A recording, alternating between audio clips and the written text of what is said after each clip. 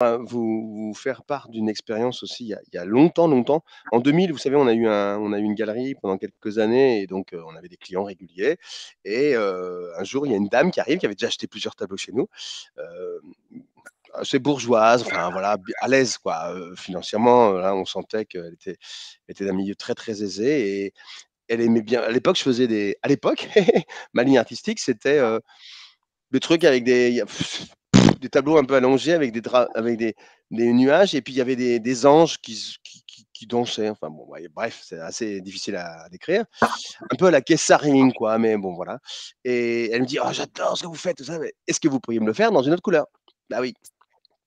Et donc, j'ai dit: «Bah, pourquoi pas, pas de problème». Surtout qu'à l'époque, c'était l'époque où les cho enfin, c'était c'était tout était assez facile, je trouve, par rapport à maintenant. Et donc elle est revenue avec un pompon. Vous savez ce que c'est qu'un pompon? C'est un machin, qui se met autour un pompon, non, c'est peut-être pas un galon, un galon, en me disant: «Je suis en train de redécorer la chambre de mon petit-fils, je suis en train de redécorer la chambre de mon petit-fils et j'aimerais bien un tableau qui aille avec, l'abat-jour». Et donc c'était une belle couleur, c'était un turquoise, un espèce de bleu-vert, sympa, un petit peu dans cet esprit-là, quoi, un peu ça. Bon, bref. Et elle arrive avec ce galon, en me laissant le galon en dépôt, hein, pour que je lui fasse un tableau comme les autres, mais pas du tout comme les autres, puisque j'étais que dans des couleurs chaudes, pour que je lui fasse le tableau en galon. Et je lui ai fait, hein. Mais à la fin, quand, on elle a alors c'est ma femme qui s'est occupée de l'acte de vente, hein, voilà. Et à la fin, je me suis dit: «Bah, plus jamais je ferai de commande».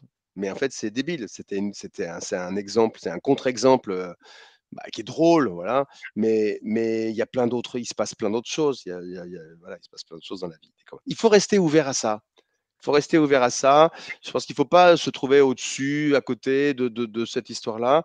Heu, ça et les compromis, ben, en fait, ils nous pèsent quand ils sont trop forts pour nous et nous, on est capable, en tant qu'artiste, de savoir si c'est trop ou pas trop, pas assez, enfin voilà, si c'est quand c'est trop pour nous et on les accepte pas. C'est ce que vous dites globalement. Mais sortir un peu de sa zone, ça peut être intéressant quand même. Alors le problème, c'est que si tu as du succès avec ça et que, comme Nicolas, après tu as des séries où on te demande de faire des poissons, hein, voilà. Je vous ai raconté, allez, cette fois-ci c'est pour rigoler, hein. Heu, j'ai fait une fois des poissons, j'avais fait des collages avec des poissons, des trucs sympas avec des encres sur du Dibond. Vous connaissez? C'est de l'aluminium, et donc il y avait les encres réagissaient super bien, ça faisait des fonds marins. J'ai collé des poissons, j'ai fait plein de trucs, ça m'a vachement ça m'avait beaucoup plu. Et il y a une galériste de Honfleur qui m'a dit: «Oh, ils sont super vos poissons, est-ce que je pourrais, exposer vos poissons?» Donc j'avais une série de poissons, parce que je travaille toujours des séries. Donc je lui ai envoyé la série, elle en a vendu et puis elle m'a redemandé des poissons et puis Pierre demandait des poissons. Et au bout d'un moment, je me suis dit: «Mais je ne peux pas peindre des poissons toute ma vie, c'est pas possible. Je suis pas» voilà. Donc c'était aussi, pas vraiment sur commande, mais c'était un peu ça. On rentrait dans un système où par rapport à une petite, alors ça doit aussi vous mettre à l'abri peut-être du fait de tout publier. Il y a des moments, des expérimentations qui sont pas des trucs qu'on veut reproduire à l'infini, quoi.